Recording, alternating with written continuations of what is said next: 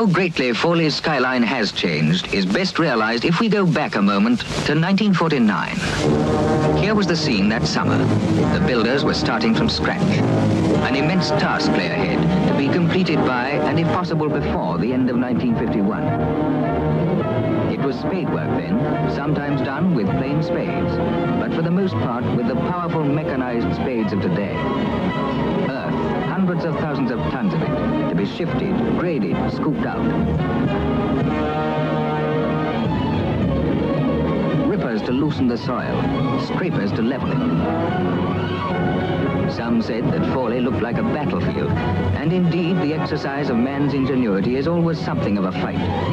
But there the resemblance ended, for this was an undertaking not of destruction, but of construction. By the spring of 1950, the signs of construction were clear. The branch railway, 3.5 miles of track, was run, and the earlier barrenness of the site fast disappearing under an accumulation of gear. Pipes to be laid and linked below and above ground. This has been a non-stop operation. There will be 300 miles of piping at Fawley when the refinery is finished. One after another, the storage tanks were going up. Tanks for the incoming crude oil. Tanks for the refined products awaiting distribution.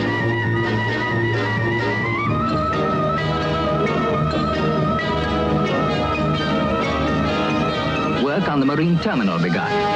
First task, the building of the long causeway over the foreshore and out into Southampton water. Suitable gravel on the site assured a continuous supply of concrete and aggregate from the plant set up for this purpose.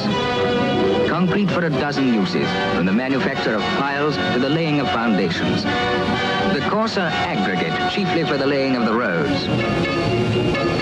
Coming to the heart of the refinery as it was then, the site of the main refining units, in particular the catalytic cracking plant. In April there was decisive activity here. Concrete again, the pouring of the foundations of the cat cracker, to use the oilman's neat abbreviation. 1,180 cubic yards of concrete. And by now, the upper part and roof of the great maintenance building nearing completion. 800 feet long, twice the length of a full-sized football pitch and nearly as wide. Inside, the concrete flooring put down, 3 acres of it. Progress at Fawley is proceeding in 3 broad phases. We have had a glimpse of the first, the clearing of the site, all the preliminaries to the main task. Second phase, the erection of the big refining units. Third, occupying the greater part of 1951, the installation of the internal fittings. It is with the second phase that this film is concerned. Soon, so pressing was the demand for welders that a welding school was established on the site. For welding at Fawley has been on the grand scale. Pipes, storage tanks, the refining units themselves, most of them skillfully welded into position. Over 300 welding sets in constant use. Now the refinery was stretching upwards. The time had come for the most spectacular of operations, the big lifts. Huge prefabricated pieces of equipment to be hoisted high overhead, fitted exactly into place. 4 giant guy derricks made this possible. The largest of them 265 feet high, operated by a 100 horsepower field motor. The derricks were busy throughout the summer of 1950 as work on the distillation plant forged ahead. This plant consists of 2 units. One, a single-stage unit with an atmospheric tower. The other, a 2-stage unit with atmospheric and vacuum towers. From the plant will flow petrol, kerosene, gas oils, diesel oils, fuel oils.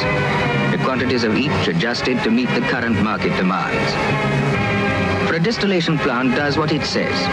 It distills the crude oil at temperatures up to 800 degrees Fahrenheit. And to put it quite simply, the refined products are drawn off from the plant at the varying temperatures required for that individual manufacture. A familiar parallel is the ordinary domestic kettle. Heat the water and you get steam. Heat crude oil, which itself is quite useless till heated, and you get petrol, fuel oils, and the rest. An oversimplified explanation, no doubt, of what is in reality an elaborate series of processes. But that broadly is the principle of the thing. That is the function of an oil refinery.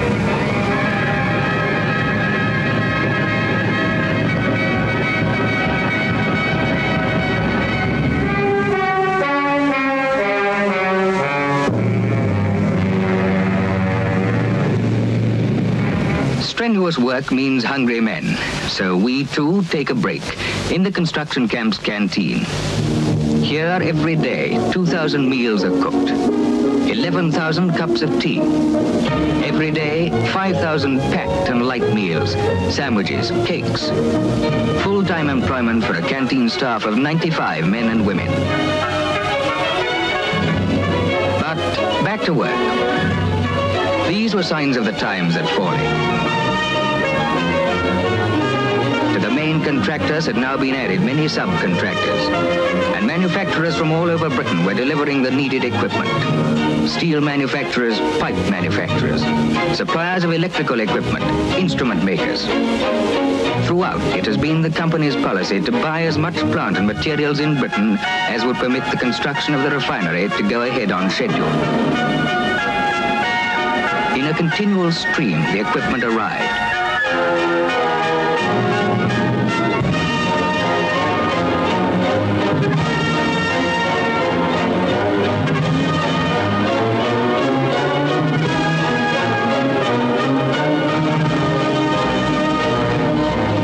United States came such specialized items as are either not made in this country or could not be delivered on time. Most formidable of these was the debutanizer tower, 113 feet long, weighing 135 tons, the biggest item of equipment to arrive all in one piece.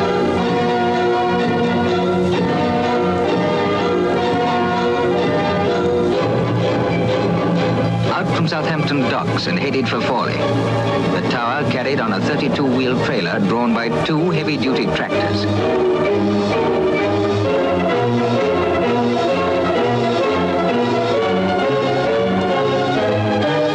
Quite a sensation along the 16 miles of Hampshire country roads.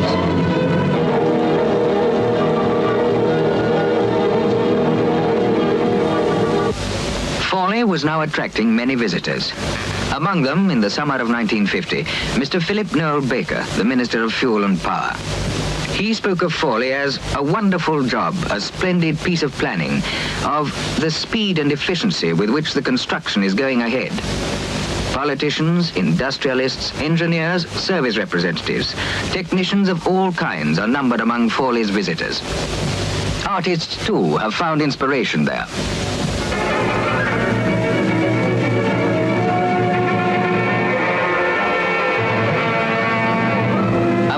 Change from the seeming confusion of the early days. The whole outline of the refinery was becoming apparent.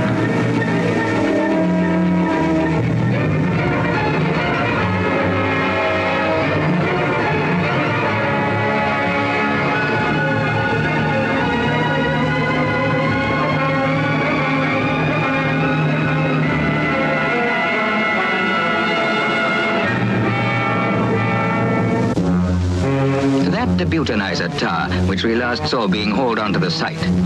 Now it's turn to be lifted into place. 135 tons, all in the air at once. The debutanizer tower is an integral part of the cat cracker. Within the tower, butane, a gas, is separated from the petrol, which will be the cat cracker's principal product. Approximately 1 million gallons of petrol a day. Enough to keep one 10-horsepower car running continuously for over 100 years.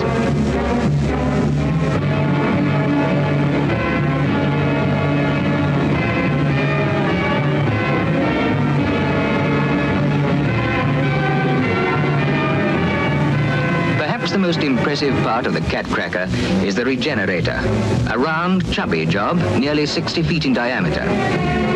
By late summer 1950, it had reached this shape, and more to come yet.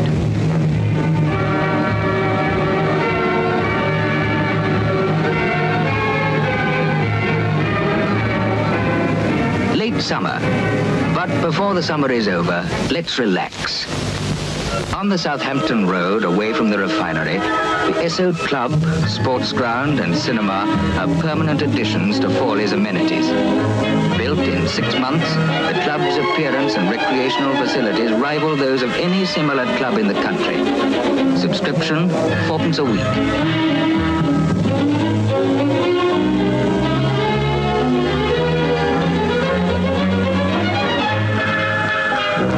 The cinema seats 500.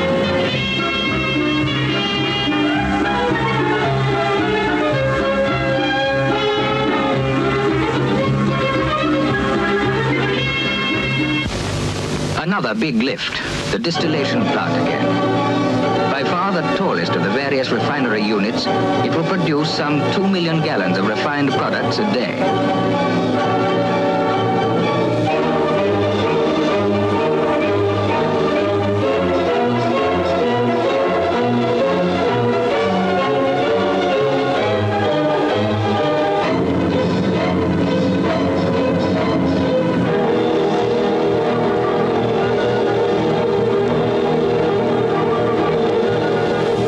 The maintenance building had long been completed.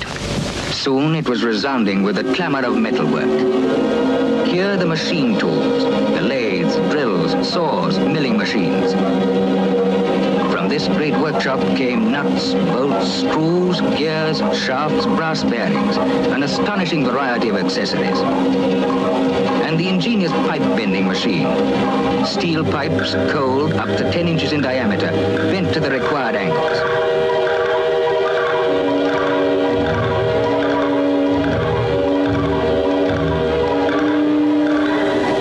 The glare and flicker of welding and cutting.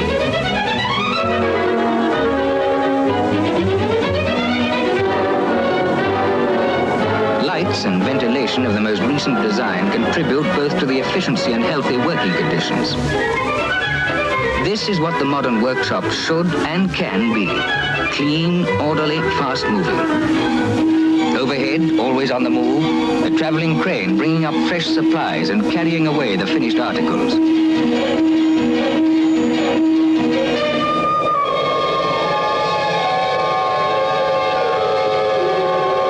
In the future, the maintenance work of the refinery will be conducted entirely from here. Close at hand, the steam generating or boiler plant. Steam plays an important part in the refining of oil. Not only is it needed for the refining units, it drives the turbines in the cat cracker, for instance, but it also provides heat in the storage tanks and in certain of the pipes, so that the oil, and especially crude oil, will flow more readily. As an important sideline, the boiler plant will, in addition, provide central heating for the refinery offices and other buildings. Next to it is the Edliano plant, named after the inventor of the process which takes place there. The burning and combustion characteristics of kerosene and diesel oils brought up to the required standard. It is interesting to reflect that kerosene, or paraffin, was the oil industry's first, and for a time, only product. The demand then was for a domestic illuminant, oil lamps. Soon, gas and electricity were ousting kerosene. But now, once again, it is in the forefront of oil products, but jet aircraft are fueled by kerosene. The Edliano plant, therefore, will make its direct contribution to our flying services, civil and military. Pipes. Work on them has been unceasing. Here, the pipe band connecting the marine terminal with the refinery. In through one set of these pipes will flow the crude oil delivered by ocean tanker. Out through another set, the refined products for distribution round Britain. For the most economical means of oil transport is still by water. Here, the tie lines, the pipes connecting the new with the existing refinery at Fawley. In the future, the two refineries, though separated by a few hundred yards, will thus merge into one.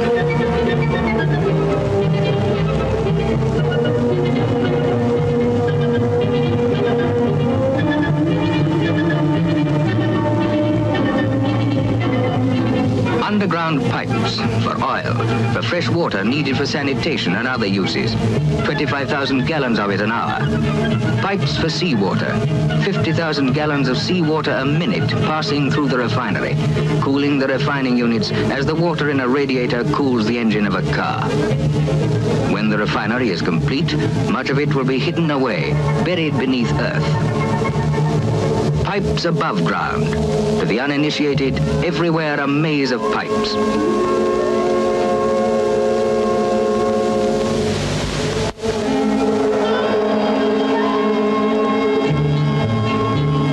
Light. To the uninitiated, again, a medley of electrical fittings, wiring, instruments. Current supplied from the British Electricity Authority's grid system, used in a score of operations. From electrical arc welding to the driving of pumps and compressors.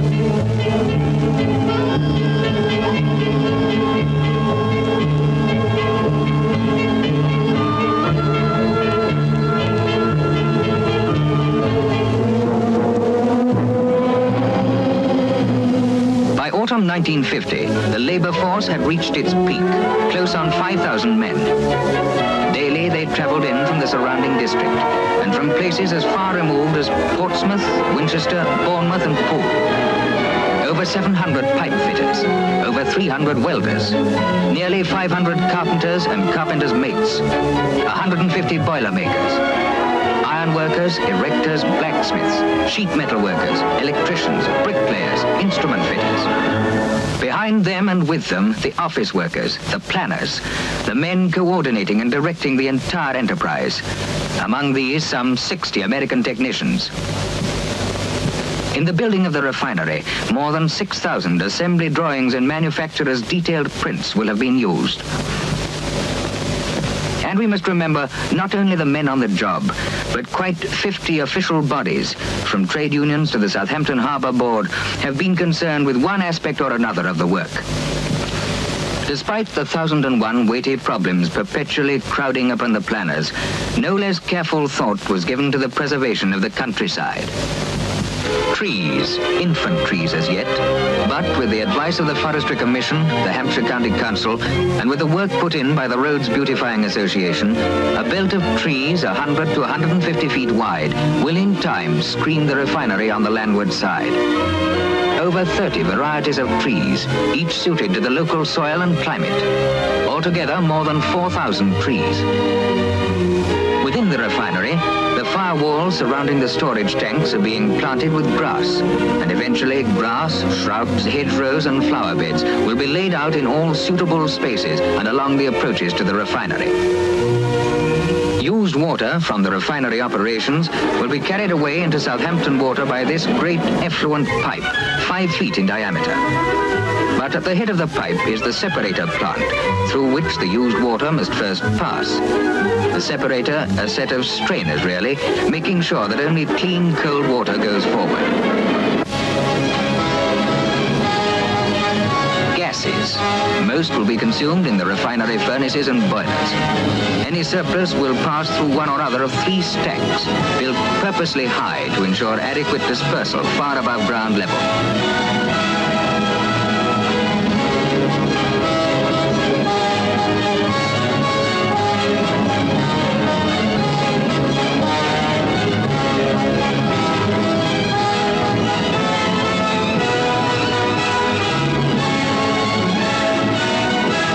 ...250 feet above the ground, 50 feet under the sea. Between these two extremes, the new refinery and its marine terminal have steadily taken shape. The marine terminal may roughly be likened to a capital letter T laid flat. The head, parallel with the shore, is the jetty, and the length, the shank of the T, is the built-up causeway running inland from the jetty. The causeway will stretch nearly a mile, and the jetty will be one of the longest oil jetties in the world.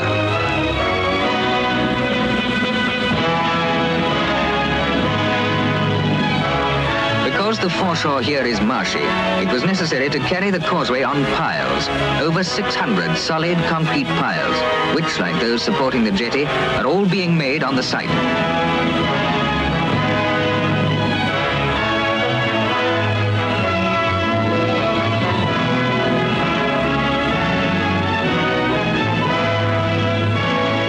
Month in, month out, this was a lengthy undertaking. Southampton water and something new in jetty design. Piles, concrete cylinders each weighing 20 tons to be driven deep into the seabed. For this purpose, 2 floating pile frames, their design unique in Europe, were employed, each equipped with a steam hammer with a falling weight of 8.5 tons. In July 1950, the first of these piles went in. By the end of the year, 247 were in place. When finished, the jetty will rest on 400 of them.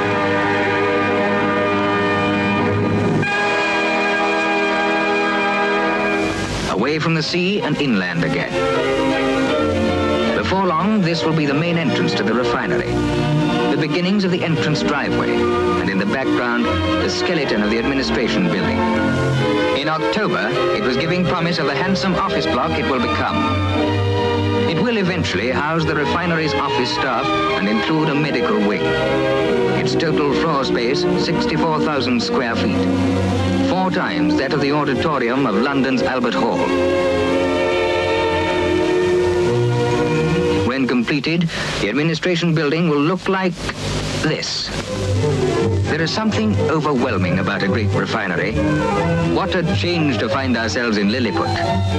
An accurate model, in fact, of the new Esso Refinery.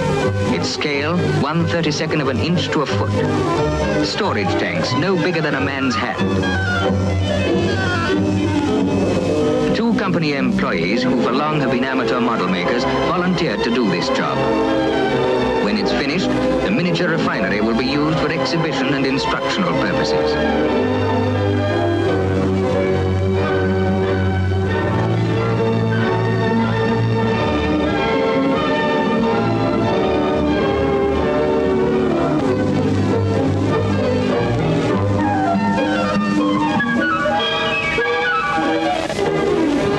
This is the miniature cat cracker, and this is the real thing.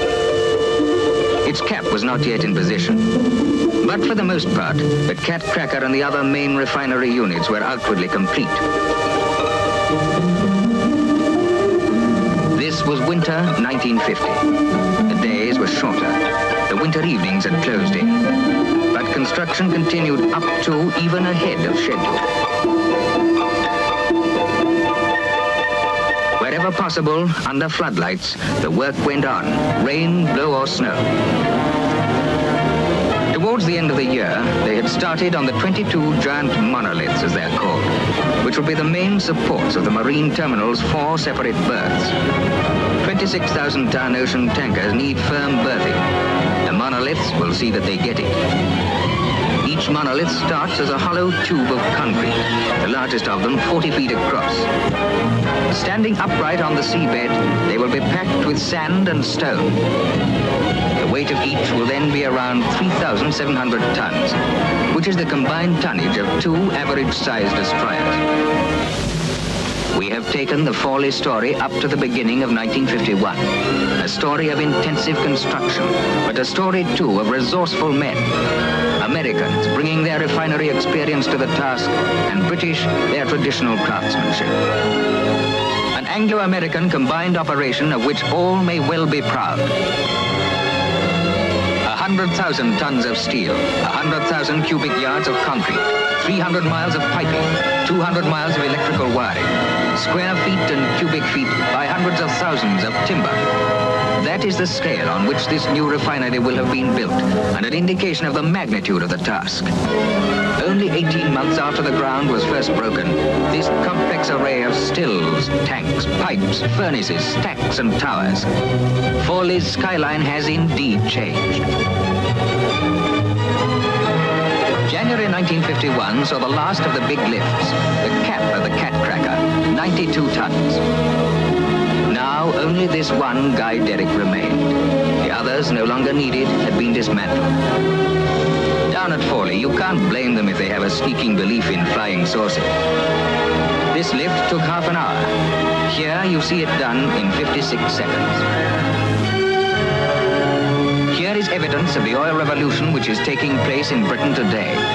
But out of a pre-war business which, large though it was engaged almost entirely in the marketing of oil products imported from overseas, there is emerging a vast new industry, the refining of imported crude oil.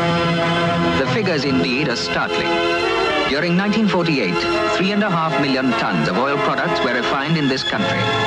By 1953, Britain will be refining 20 million tons a year, making us virtually independent of overseas supplies. Soon, oil refineries will be taking their place in the British industrial landscape beside the coal mines, the steelworks, the textile mills, the shipbuilding yards. Oil companies in Britain, healthy commercial rivals though they are united in this refinery expansion policy. Not only will the importation of refined products from hard currency areas be reduced to a minimum, but the oil to be refined in this country will now come almost wholly from the Middle East at minimum dollar expenditure. The new Esso Refinery alone will save our country over $2 million a week.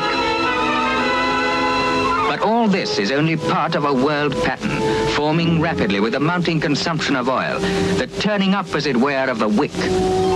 No country has yet reached the limit of its oil demands. Indeed, no limits are yet in sight, either of demands or supplies. It is the oil industry's responsibility always to keep ahead. And perhaps this film has given some idea of the measure of that responsibility and how it is being met. With its estimated output of 6 million tons of products a year, this new Esso refinery will supply well over 1/4 of Britain's oil requirements. But it will do more than that. For what our country needs above all is abundant supplies of energy for our factories, our farms, and our whole system of road and rail transportation, if full post-war recovery is to be attained. Here at Fawley is the visible guarantee of one company's substantial contribution to that recovery.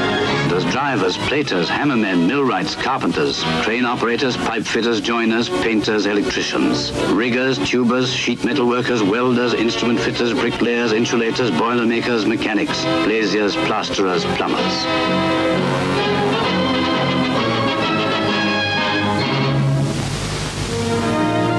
From the men who built it, the refinery was gradually being handed over to those who were to operate it.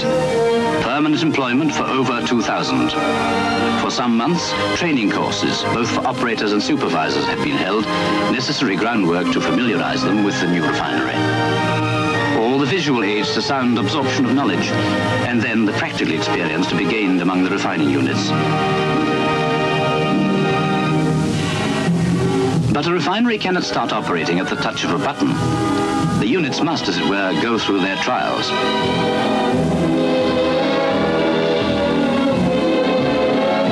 American technicians again, some 24 of them, the start-up team.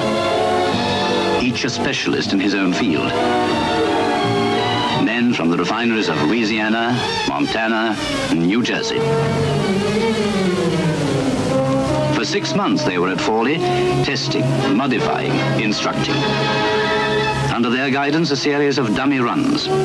The refining units subjected to loads of varying pressures and temperatures. For, like a ship or an aircraft, a refinery can have its own idiosyncrasies.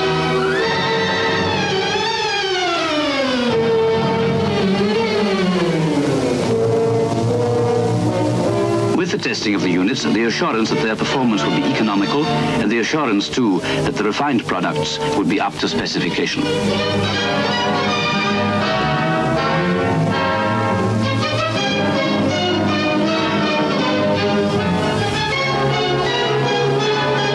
The control rooms, the most inconspicuous part of a refinery, and yet its nerve centers. From them, the entire output of refined products is governed. On the instrument panels, the operation of the refining units precisely recorded, any irregularity at once revealed and corrected with a turn of a switch. Now all the refinery's ancillary departments were getting into their stride. Inside the maintenance building, the service it had done during the construction period gave place to the routine of its true function, the maintenance of a refinery in operation. Under one great roof, a storehouse for replacements, workshops for repairs, pipe shop, boiler shop, machine shop. Close by, the transport section. Vehicles to be always on hand, for the story is that because of the refinery's size, nobody walks there. The medical department, not a first aid post only, but concentrating as much on the preservation of health. A qualified staff of nearly 20, including 3 doctors. A 24-hour service, 7 days a week. Examining, advising, healing. Fire precautions, constant vigilance here too. The refinery's firefighting staff has regular practices with neighboring brigades so that they also are familiar with the refinery. Soon the laboratory fully equipped and busy. The staff working in shifts round the clock, never less than 12 on duty at one time, testing the samples of incoming crude oil, testing the outgoing refined products, investigation, analysis. Oil of all industries can never be at a standstill. Exploration in the oil fields must be matched by exploration at the laboratory bench. On stream. That is the expressive phrase for it when a refinery becomes operational and the oil begins to flow. With its annual output of 6 million tons of products and more, this refinery alone will supply well over 1/4 of Britain's oil requirements, a saving to this country of more than $100 million a year.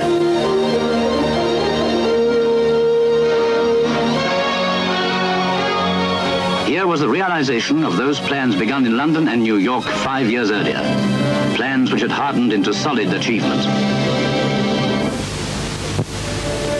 Dawn on September the 14th, 1951.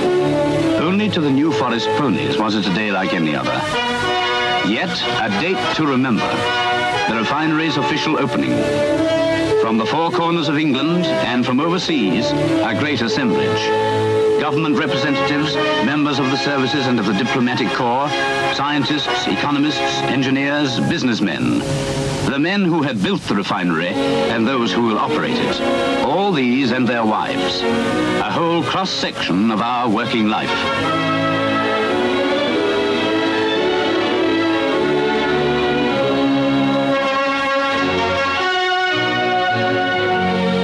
On the platform, Leonard Sinclair, chairman of the company, to welcome the visitors.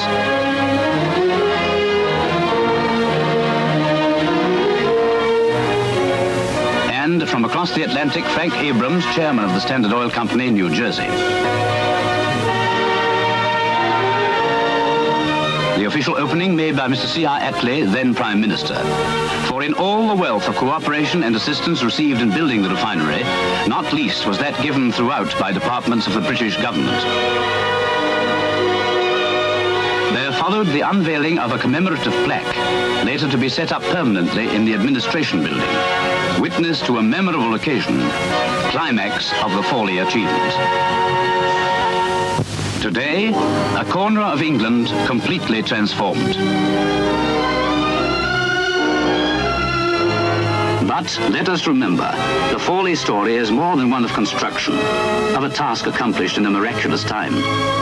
We are assisting at the birth of a new big industry, and in big industry can lie that prosperity which our country is striving to regain. Abundant energy for our factories, our farms, on the roads, the sea, and in the air. And that we must have if the wheels are to keep spinning, the wheels of production and communication, which are our nation's life. As we cease to rely on the importation of refined oil, as we consume in increasing quantities oil refined in Britain, distributed over the length and breadth of these islands, on land and by water, there will too be a lightening of our financial burdens. That indeed is the contribution to our economy of this new big industry, helping to a revival of our purchasing power, enabling us to buy from abroad the goods that we, the British people, so urgently need. Raw materials, machinery, food. The means of making life more tolerable for each and all of us, restoring to us a sense of security, and with it a strengthening of the nation and a clearer way ahead.